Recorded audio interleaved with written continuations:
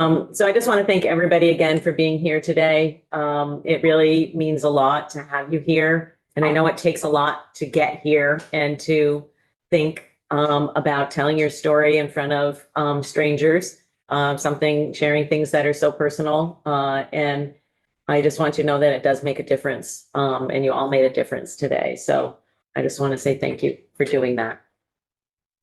Great. Thank you. Thank you very much, Catherine, for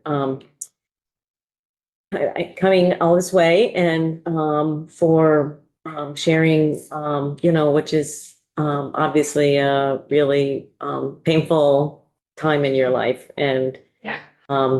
I know that I speak for everybody when we hope that things change for you and for everyone else who has shared their story. And we want to be part of, helping people get back on their feet. So thank you so much for being here. We really appreciate it. Okay, welcome back after that brief break.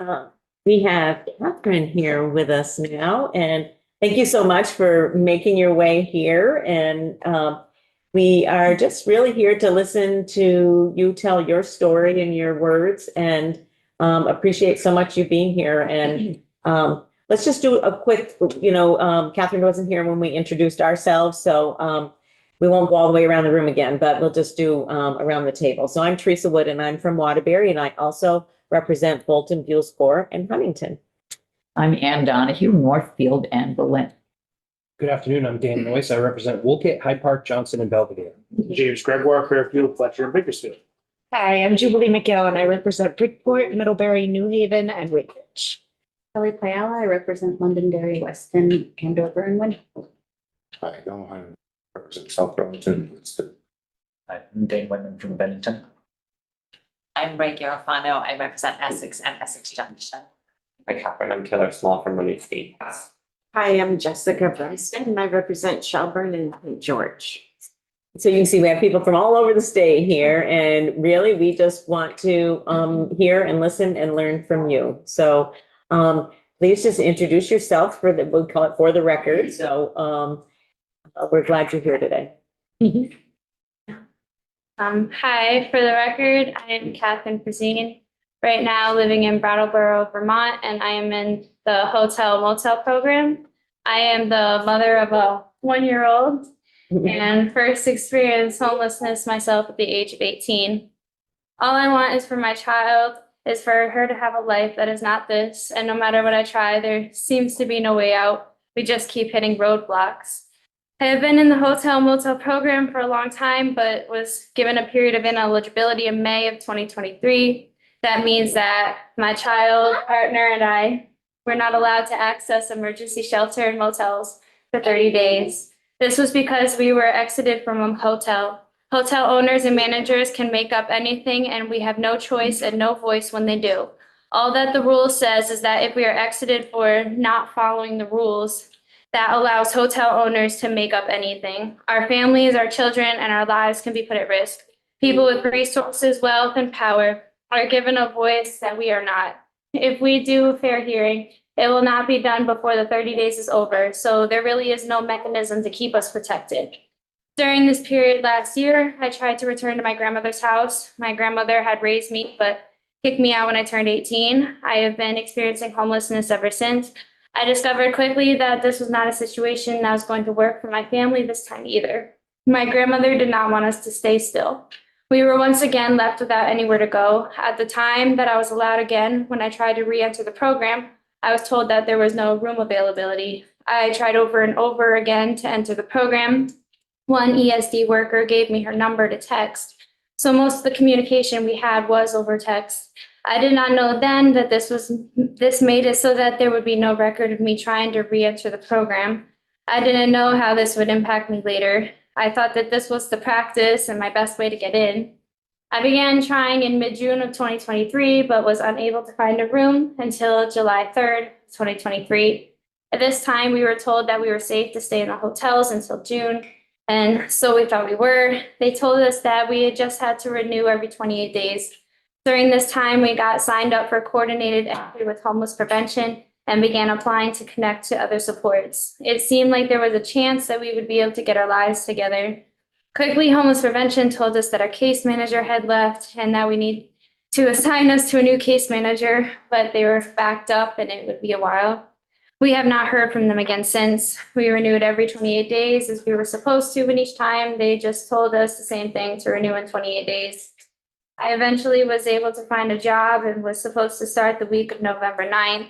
However, on November 9th, suddenly an ESD worker told us that we would not be able to renew, that they had made a mistake. We were not in the cohort and we would have to leave 1 week later.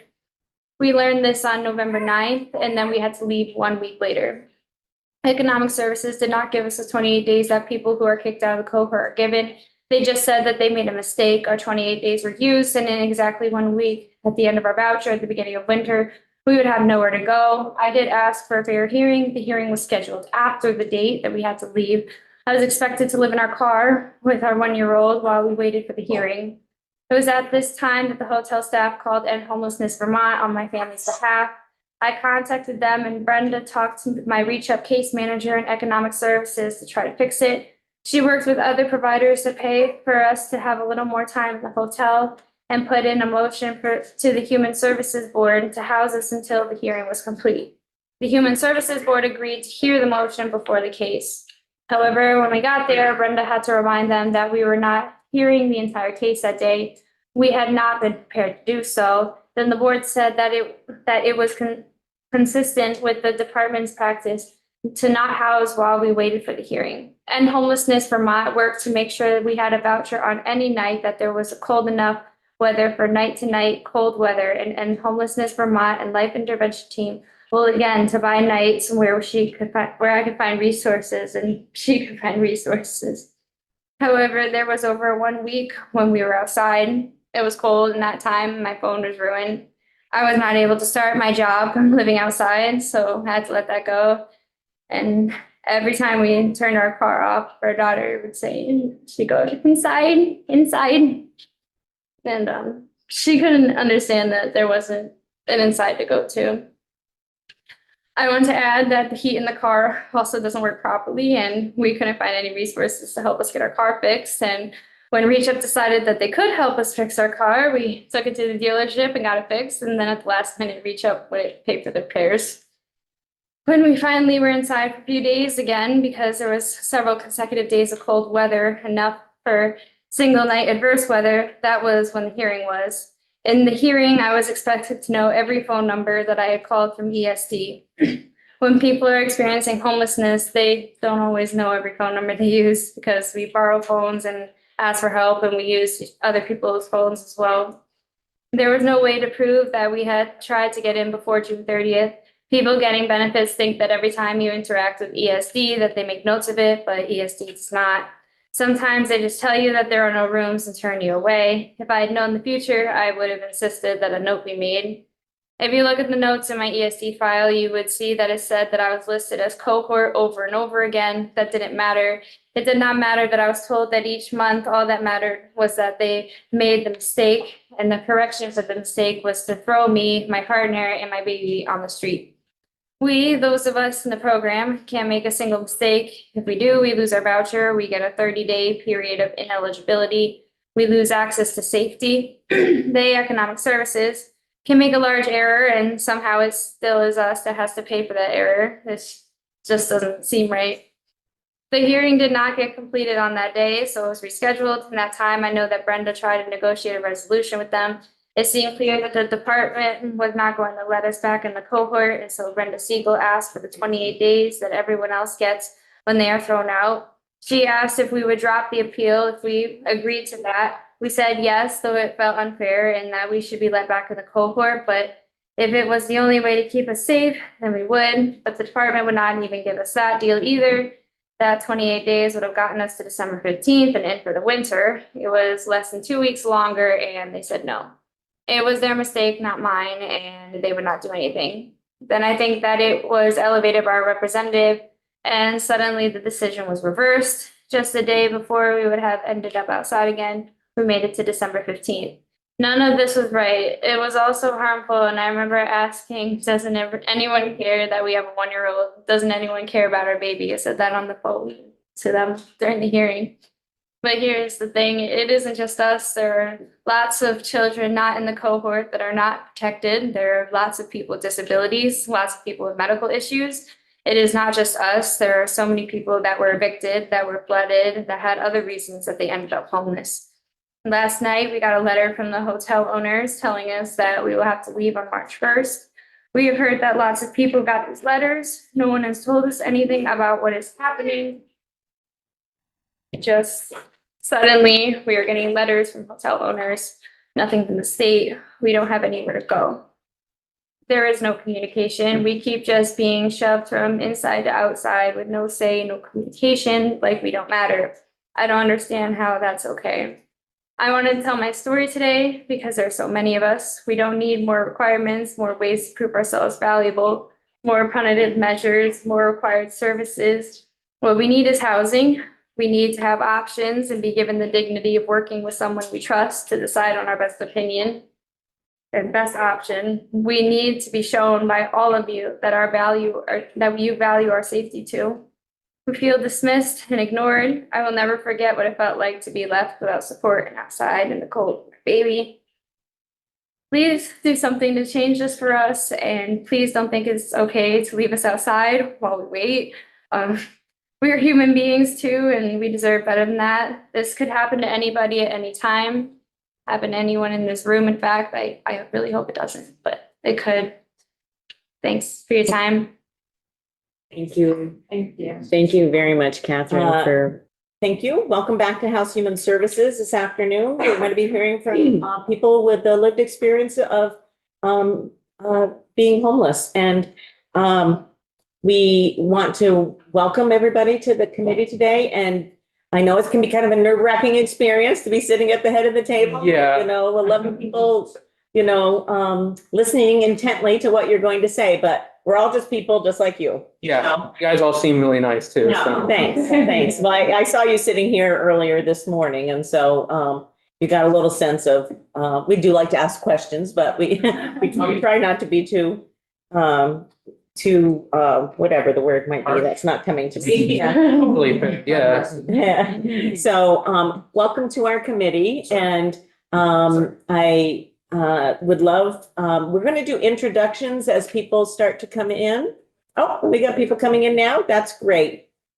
So we'll do introductions, and just so people know, we do go around the outside of the room. If you want to pass, you're able to pass, and you don't have to introduce yourself, but it's wonderful if you do so. But we'd like you to know who you're speaking with and where we're from. So my name is Teresa Wood. I'm from Waterbury, and I also serve Bolton, Buellscore, and Huntington. And I'm Ann Donahue from Northfield, also Berlin. Good afternoon, I'm Dan Noyce. I represent Woolkit, Hyde Park, Johnson, and Belvedere. James Gregoire, Fairfield, Fletcher, and Bakersfield. I'm Jubilee McGill, and I represent Bridgeport, Middlebury, Newfoundland, and Weybridge. Ellie Fiala, I represent Londonderry, Weston, Andover, and Winhall. Noah Hyman, I represent South Burlington and Wilson. I'm Dane Whitman from Bennington. I am Ray Garofano and I represent Essex and Essex Junction. Good afternoon, Taylor Small from Winooski. Hi, I'm Jessica Brumstead, and I'm from Shelburne and St. George. And I'm Lori Morris, the community assistant. Beverly Bogat, Vermont Early Childhood Advocacy Alliance. Brenda Siegel, I'm from Homelessness, Vermont.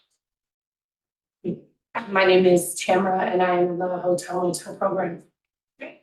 Rebecca Plummer, Vermont Blue. I'm Monica Medeiros, the program children. I'm Shelby. I'm also in the hotel program. It's a little weird. Yeah. This is Sophie. Thank you for bringing me. Thank you for bringing Sophie. I'm Rebecca. I'm homelessness Vermont.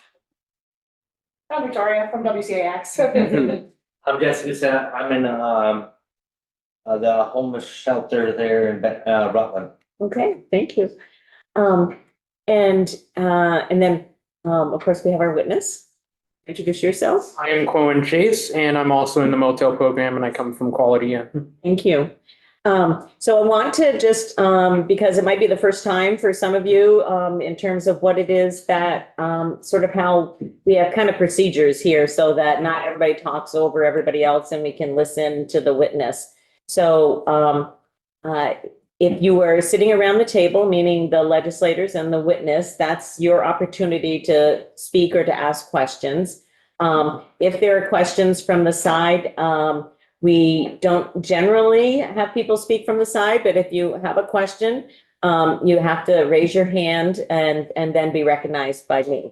But we try not to interrupt the witness, and the purpose of these meetings is so that our committee can be informed about the kind of policies that we need to put forward into law. And so you have a really important role in helping us to understand what is important, really important, to put into law based on your experiences. So that's why we've invited you here. And I do want to thank the folks from End Homelessness Vermont for helping with arranging for people to be able to be here and all the work that you did to help people to be able to testify. So appreciate that. And so the floor is yours. And if you have written comments that you would like to share, if you can share them with Lori Morris, our committee assistant, and they will be posted on our website as well. So other people, in addition to us, can read them. So now the floor is yours. We're anxious to hear from you. Okay, I'll start reading from here. My name is obviously Corin Chase, and I live currently in Rutland, Vermont. I am a person living with autism. I didn't have this diagnosis as an adult until recently, and I don't actually currently have SSI or SSDI, but I can get more into this later. I want to start by saying that I was raised in like a religious background. I grew up in like an area with like a church and whatnot. I went to like a Christian school, but I also had a history of like abuse with my grandparents, etc. I tend to be someone who does want to be thankful for whatever someone or like the state does or trying to do, even when it seems like people are not trying like hard enough at times. So when thinking about what to say today, I was having like a hard time at first trying to tell this because, you know, it's something that I haven't really done before ever in my life, and it is quite personal, so it is definitely hard to break through. But it is obviously extremely important that I try to give out this story to you guys for the reasons that you had said. So I'm going to try my best to try to tell my story and what has helped me and what hasn't been like available. I became homeless because my mom and I had lived in a trailer that was condemned back in Cabot, Vermont. My mom was the tenant in this actual case, and through emergency housing, we entered the hotel program in November of 2022. But in early 2023, my mom had left the hotel with barely any say, abandoning me and leaving me with pretty much about nothing. I don't know where she is. I don't know if she's safe or not. I have no clue about that. I was first diagnosed with autism as a child, but that diagnosis, I didn't even know at the time that I was diagnosed with that. It was super duper blurry and was not very well explained to me whatsoever. And I was shocked when I found out later at just recently being diagnosed with that. I obviously, seeing how I have autism and whatnot, a very common thing, I do have the mindset of something like a child. So it is not easy for me to be able to do certain tasks and whatnot, like adult tasks for like support, etc. I can live on my own, but I definitely need that like daily living support in order to complete all those like basic needs and whatnot, especially if stuff like filling out paperwork and all that I have zero idea, or I have the anxiety that pushes me away from being able to do it. For example, if I try to make something like an appointment or navigate a certain system of support, it's really, really difficult. I don't know the information, and it's really hard for me to be able like the energy to be able to go out and do those things that I need to be able to do. I have been trying my best to try to get certain type of support, like trying to learn how to like cook and whatnot, trying to get a support to get for me to be able to cook. But it's obviously something that isn't easy for me to be able to learn on my own. My mom knew this, and yet she left me. She knew what I was struggling with. She knew what we were struggling with. And yet, due to stuff like her abusing drugs and hanging out with the wrong people, she abandoned me. She put me down on a lower peg like she has done once or twice before. At the time, I was relying on her food stamps because that was the only way for me to be able to be fed. And wasn't until she had left, there was someone on the staff in the hotel, another person who lives there, that helped me like apply for certain things like food stamps, or until I met like Rebecca here, for instance. I didn't have the support I needed going to pick up or buy stuff like groceries, and I needed to like rely on other supports to do the same. And what it was in May that I learned that I would be exited on June 1st from the hotel when they had that type of thing going on at the moment. And at the moment, I wasn't categorized under having a disability because, as said, that wasn't gone through yet, and I didn't even know about my previous diagnosis. And my mom's condemned trailer, the trailer that we were living in, didn't count for me living in a condemned house. So it was a really, really difficult situation at that time. I was introduced to end homelessness for Vermont when I wanted to tell like my story and whatnot. For all of you to know that I might have nowhere to go if like this program ends, because I don't have a clue as to what exactly to do once that's all over and whatnot. When Brenda learned my story, she asked if she could help to try to get me into the right category so that I would remain until July 1st and ultimately in the cohort. It took weeks, but I was just notified like right in the middle of June that I would be able to stay, that that program was extended and whatnot. And it was then for the first time since I've actually been in the program that I was able to get a whole bunch of the support and whatnot. I was finally able to get this in motion and all that. Rebecca continued to provide support with basic needs for quite a while, including helping me get to Brock in order to even get myself a phone because I didn't even have a reliable phone or data. And Homelessness Vermont then connected me to the Life Intervention Team, or LIT, and they asked LIT to help me get an official diagnosis for my disability. LIT at the time was running the annex side of the building of the Quality Inn Hotel, and I had decided to move to the hotel that they ran so that I can have more daily connection. It was a choice that was offered, not a requirement, and was one that made sense for me because I was currently at Cortina Inn, and they could have still been able to contact me, but obviously they wanted to try to have more in-person connection being right there, and that would be super duper helpful for me. Every step of the way, the organizations I'm now connected to have given me choice, explained my options, and allowed me to decide what my next steps will be. It connected me to Rutland Mental Health, which was huge because I was able to get something like a case manager. All three organizations worked to help me to get the adult diagnosis that I now finally have after all this time. It was in this process that I found out that there was a diagnosis obviously previous, but it was too long ago, so of course it did have to get redone and whatnot. Unfortunately now, the LIT team no longer runs the hotel that I am in. They pretty much abruptly left with basically no official word to a lot of the people that were in there, and it triggered, feelings of abandonment from like my mom and other sides of the family and whatnot. And even though I knew they were dealing with like their own financial constraints, I understand if things need to change, I'm not going to be someone to be completely upset about that. If I didn't have the support of Rutland Mental Health with like my caseworker, as well as Rebecca and Brenda from End Homelessness Vermont, I don't think I would be in the place to share my story today. I really don't. There would be a lot of things that would have completely messed up and I could have been outside.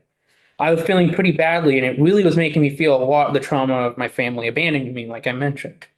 I know LIT was doing what they had to do, but those of us in this program are constantly left without the support we need, with no like real explanation, which sucks. It really does. Nobody really like communicates with us about what is happening in that sense very well. Many of us have experienced lots of trauma, but we're expected to roll with the punches, to roll with whatever happens, It would help if there was a requirement, at least for the state, to give us notice about what is happening next in a timely manner. Or notice when we will be exited, like a much more like in advance type of notice so that we can make that type of arrangements if need be. It would be good if we had clarity about how we were allowed to appeal decisions too. I have literally no idea about all that. If there was an easily readable guide of the program so that we understand rules, verifications needed in our rights, that would be great.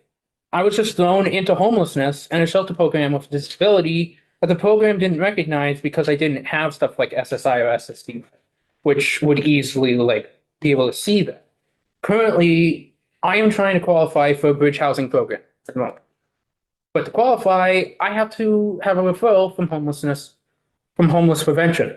However, I did my coordinated entry with Brock, and that is because homeless prevention had too big a backlog, and now I can't get into this program because homeless prevention won't write a recommendation because I am with Brock, but the recommendation can't come from Brock, and the only reason I'm with Brock was because of the homeless prevention backlog. It's one of those stupid loops.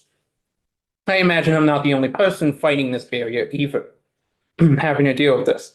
Somehow I have to get Brock to discharge me to homeless prevention to get this recommendation for the open bridge housing that is available now. I am working to get SSI and SSDI, but however, that is a big decision that will impact the amount that I am allowed to work and I may want to work in the future. I shouldn't have to give up my right to work in order to qualify for housing necessarily, but due to the rules, I'm feeling pushed into this. I know that End Homelessness Vermont is making a referral to Vermont Center for Independent Living so I can get a peer advocate counselor who also can help me get SSI or SSDI faster if I choose to. Because right now, even if I choose to, I can't get an appointment until a month from now, is my understanding. I don't even know the exact date at this point. The two things I want to leave with you guys are, one, there needs to be more communication. You can't really like throw paperwork at people and expect them to understand and be able to do it. Sure, some people might be able to, but others really can't when they are this much disabled and they don't know how to do it. We are expected with no support to know what is happening and just go with last minute changes to our survival. That, for instance, there was one time I got paperwork that had to do with income contributions, and I didn't understand it. I didn't understand how it worked, and I thought I actually had to make an income in order to be able to stay. I felt homeless. I wasn't able to stay in the program, and I'm sure to a lot of people it would be common sense, but my disability pretty much gives me like a lack of that common sense, quite a lack. Luckily, Brenda was watching over my voucher at that time and reached out to me before it really needed to be renewed and asked why I haven't gotten the renewing of it done yet. I told her about why, and she and a staff member at the inn explained that this only applied if I had an income. If she hadn't been watching or the hotel hadn't reached out to her, I don't know what would have happened. I would have just been outside. And I can't manage that on my own and whatnot. So yeah, there's just the lack of communication going on there. And for some people, there is easy mishaps that can get slipped through because some people don't understand it as easily. To some, it's super easy to understand, but for people like me, some stuff gets read completely the wrong way. The other thing I want to say too, and it kind of connects to a lot of what I've been saying, is to try to count people as me as having something like a disability. There are a lot of us in this program who really don't have like SSI or SSDI, but need as much support as someone who does. We shouldn't have to give up our right to work or figure out how to navigate a complicated system like a rat in a maze in order to qualify, People can easily tell by the sound of my voice and my communication style or like body language that I am living with a disability. It doesn't make me less than others, but it does make me feel like I need a different kind of support. I could have had a provider who found a doctor to verify my disability, but as of now, I am feeling pushed into SSI or SSDI because I'm worried that this will be the only way I don't end up on the street. I don't know the right way to do that, but I am asking you to make sure that you do. I want to say that it was months after being in the hotel that I found one organization that connected me to another and then another.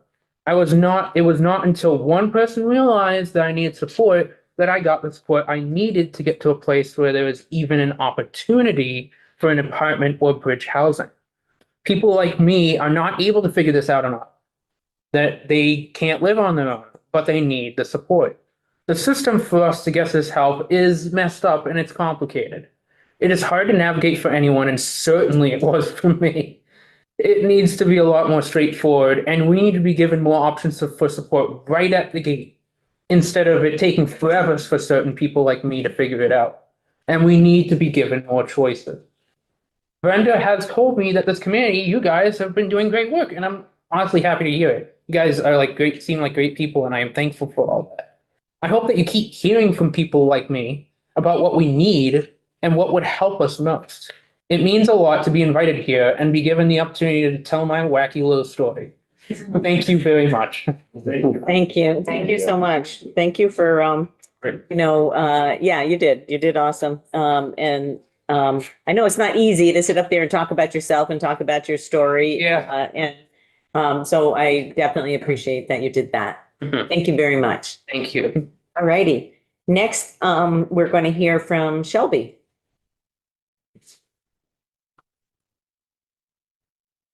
You could, yeah, we can sit another chair up there and you can bring your baby with you if you'd like. Give it a quick camera over here, actually. Okay. I know, any one of us would be happy to hold her for you, but yeah. That's your mom, but I'm with vermonters.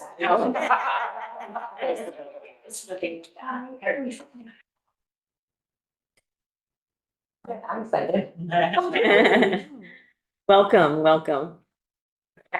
Um, oh, so I'm Shelby LeBaron. I am currently living in Bellows Falls, Vermont at the Roadway Inn Motel. I am the mom of 2 children. One, Sophie, was born prematurely this past fall in September. I began my experience of homelessness after living for 3 years in an apartment. We were in a 2-year court battle because they wouldn't tell us what our rent was. They changed it and wouldn't give us any information. We were ultimately evicted while I was pregnant, and I had just had dental surgery. It was like they just wanted us out. They never worked with us on anything, but we had no resources and no power. We were evicted the day before our court case even ended. We entered the hotel program and were only given 28 days. They called the eviction our fault and didn't give us any of the information that we were allowed to prove otherwise or that it was beyond our control. It was a no cause eviction, really. At the same time, I was diagnosed with fetal growth restriction a couple weeks living into the motel. I was already under so much stress and was considered high risk. Now it was just a matter of time before I would be induced early because my body could not keep up with what my baby needed. About 2 weeks into that 28 days, we found a letter stuck in our door, thankfully, from End Homelessness Vermont. I began to contact them and found out that we actually qualified for more time or could try to prove that we needed more time. We were not able to get my situation to qualify before the end of my 28 days, even though it ultimately did qualify. I know that it was a fight for both Brenda and Rebecca.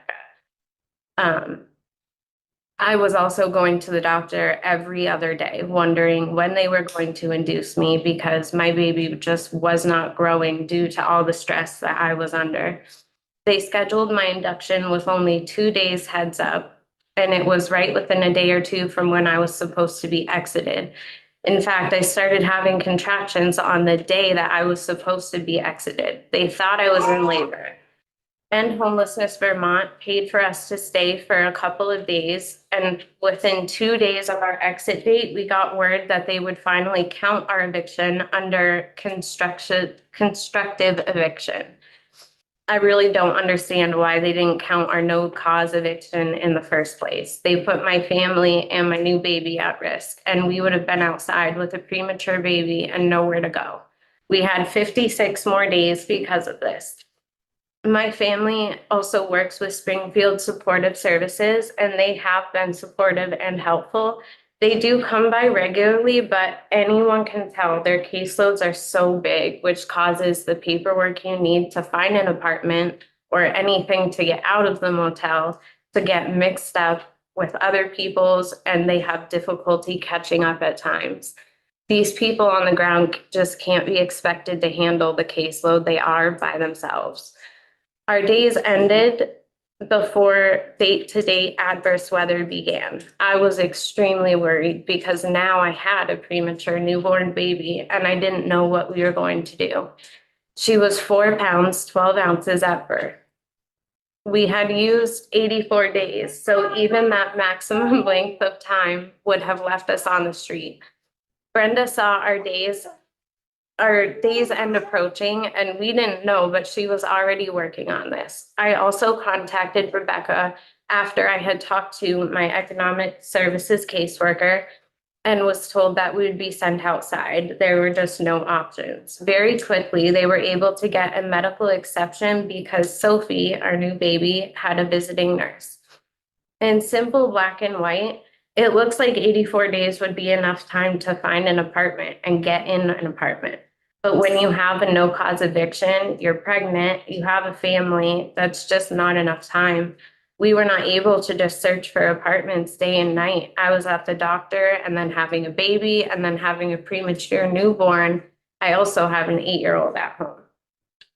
The people at supportive housing are wonderful people, but their caseloads are so big and no one can handle that much volume.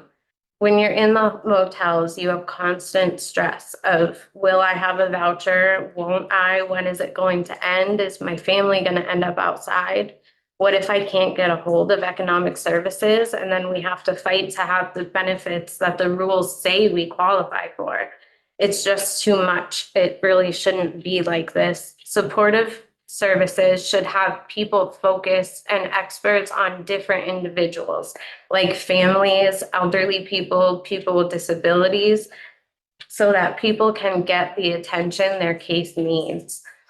People should be able to stay in shelter until they find permanent housing. The income contribution just makes it harder for people to save money to get housed. It's just a barrier. I have not come across a single person at the motel who hasn't been on top of what they need to do, their paperwork and saving money if they have it. But then when your voucher runs out, you end up having to pay nightly, and then you get stuck at the motel for over a year, even when these people have found apartments. In our situation, even a family shelter would not necessarily have been safe for us because we were having a premature baby. We have to be very careful about shared living spaces. It would be good if whatever you do, we have dignity and say in what happens to us next. Sometimes I feel like nobody looks at people in this situation like an effective part of society. That really makes it harder. There are people out there helping, but not enough is being done. The people that are helping need more help themselves. I would ask that those of you making the decisions try to put yourselves in our shoes. I want you to truly understand that no one is choosing to live in a motel. We are all just trying to make the best decisions for our kids and our families. If we are allowed to stay until June, I don't know what we will do after that if nothing changes. I want a home. I want somewhere for my family. I don't want to leave Vermont. This is not what I wanted, but this is our option right now. Thank you for your time. Thank you so much, Shelby. Thank you for sharing your story, and thank you for bringing your beautiful baby in here. She's good. She was sending you good vibes. She was sending you good vibes. Thank you. Next, we're going to hear from Tamara.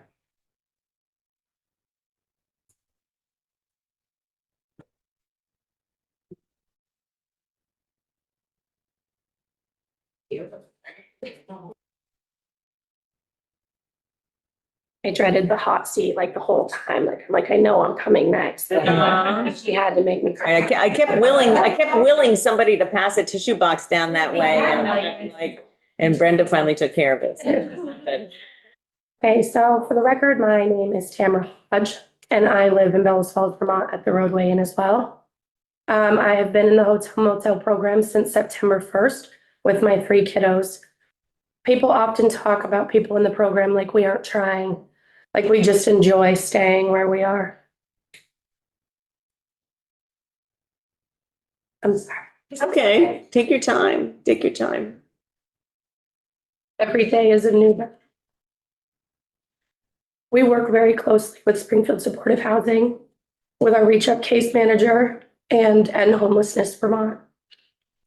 If this program ends and nothing changes, we have no other options, and my 3 kids and I will be outside, like we almost did this fall. A little backstory, I'm from Vermont, born and raised. I moved from Vermont to South Carolina in May of 2020 to find support in recovery. We moved back to Vermont because my father's health got worse. We were supposed to have a house set up when we got here. 2 weeks after coming to Vermont, our house wasn't ready. And it turned out that the landlord had rented it to someone else. We were left with nowhere to go. And the phone call came while all of us were sitting in my tiny little Toyota Camry with all of our stuff packed around us and no clue where we were going to go. Living with family was never a possibility for me, so we were left with nothing. It was then that I called 211 and ended up in the hotel program. They gave us only 28 days because they did not count either my sister-in-law or my mother's letter as constructive eviction. At the end of our 28 days, myself and my 3 kids were about to end up outside. We were offered nothing but a tent in the middle of October. And I was terrified. April of 2019, I lost my left lung. I take a lot of medication and use a breathing machine at least 4 times a day. Being in a tent, that's not possible. It was then that my caseworker, Janice, from Springfield Supportive Housing, contacted Brenda at the End Homelessness Group and asked for them to help us stay sheltered. Rebecca, also from End Homelessness Vermont, came to my room and did an interview to understand our situation better. They helped me gather necessary documentation of our previous living situation and asked for our situation to be considered a constructive eviction. But it didn't come through quickly enough. End Homelessness Vermont started paying for us day by day. And I can't be positive, but I'm pretty sure some of it came out of pockets. Every day I would get back to the hotel and be locked out. I'd have to go get a new key card because it was being paid day by day, waiting for an answer from Economic Services. This process took 3 weeks, and I had to keep everything packed in our car. I didn't know what I was going to tell my kids if I had to pick them up from school, and we didn't go back to the only place they had as home. Throughout this, I stayed in close contact with Rebecca and Brenda, as well as Janice from Springfield Supportive Housing, and my case manager at Reach Up. I know that everyone was trying really hard, but without an answer from the department, we were left panicking every day. Finally, after 3 weeks, we got an answer from someone in charge that they would consider my situation a constructive eviction, giving us 56 more days. I don't know why that took so long, or why, if it counts in the rules, that it wasn't accepted in the first place. I don't understand why we had to go through it. This meant that my voucher would run up, though, on December 8th, and I would later find out that this would leave a gap between what I had for days and adverse weather rules, and right in the middle of winter. Once I found out, I panicked that all we had was my car. I made sure that I could get my radiator fixed so that the heat would at least work, thinking that I was about to watch my 3 kids sleep in the backseat of my car. I'm coming up on 4 years sober, and it's incredibly important to me and my children that I stay in recovery. But these rules make it very hard for anyone to continue to have hope or any type of connection. It's hard to see a way out of homelessness even now. Around December 1st, I called to renew my voucher, and someone at the call center answered. First, they told me that I was out of days. Then, in a very judgmental tone, She told me that I shouldn't need more days, that I've been there long enough, and I should have found. I had no words, and I couldn't say anything. I simply hung up. It was humiliating and demeaning. And I felt so talked down too, like I was less than her. I immediately called Brenda, who informed me that I actually had 7 more days and no need to panic just yet. She reported the phone call to someone in management and asked the workers she works with to fix the issue. Even after all this, it still left me with a week gap. Again, End Homelessness Vermont paid for some of those days and made sure that there was a night-to-night voucher any night that adverse weather was allowed. Somehow, we ended up making it to December 15th. The people that have supported me have not been from the state system. I felt so ashamed and panicked and like there's no way out. When I work with Springfield Supportive Housing and Rebecca and Brenda, I know that they're all doing anything that they can. And most importantly, they treat me like a human being. Now I'm staring at March 15th, unsure of what's going to happen, 2 days after my son's 11th birthday. I have been assured that we will probably be able to stay until the end of June, but until we know for sure, that panic is always there, as if being a single mom with 3 children isn't enough. What we do after June 30th, I'm not sure what we'll do after June 30th if we still haven't found our way out. People don't realize that finding housing that is big enough for me and my 3 children, and that I can afford on my own as a working mom, I have applied for every 3-bedroom or more that I've found out there. I didn't expect to have to go through this. Never in my life. The only other time that I have experienced homelessness was 8 years ago, right after I had my youngest daughter, when I left an abusive partner. It was brief and there was a way out. But waiting on the phone for hours and hours with economic services, and if nobody picks up before 4:30, you're just out of luck. Endless panic days, applying GA rules incorrectly, which leaves people outside, and no housing is not how our system should work. There are so many people that I've met since I started this program that stay in the same hotel that I'm in, that if they end up on the street, I don't know that they'll make it. At the moment in our lives when we needed the most support, it feels like we're just at constant risk of ending up outside. I don't understand how that can be done to children, to elderly people, anybody with a disability, or anybody for that matter. We're all human. A supportive system would ensure our safety until we found permanent housing. I don't understand how anyone can think that it's okay to put someone outside. It just doesn't make sense. I am fortunate to have found Springfield Supportive Services and End Homelessness Vermont. But what about those people that don't? If you're creating a new system, then please just keep us safe, sheltered, just that everyone deserves to be inside. We're human beings, and sometimes it feels like we're treated more like animals, pushed to the side. We need support. We need dignity, not shame. Thank you so much for letting me share my story, and I hope that it helps to make a better system, that it will help the next person in my situation, because I wouldn't wish this on my worst enemy. Thank you for listening to my sob story. Thank you. Thank you for sharing it. And Tamara, I just want to say, I'm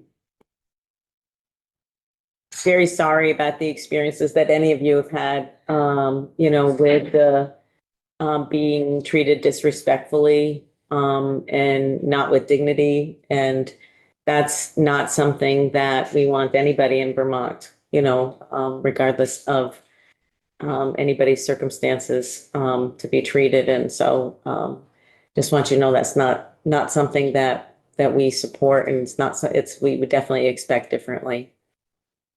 Thank you. Catherine, we're going to hear from Catherine next. Is here in parking. Okay. Righty. Well, we have just a couple of minutes then, maybe if people have any questions that they might want to ask of the first three witnesses. I think, well, let me just check and see. I mean, I think people have been pretty moved by the testimony, and I'm not sure that, we have a whole bunch of questions. But I just wanted to offer that as a quick opportunity. Okay. Why don't we just take a quick 5-minute break, Lori, and then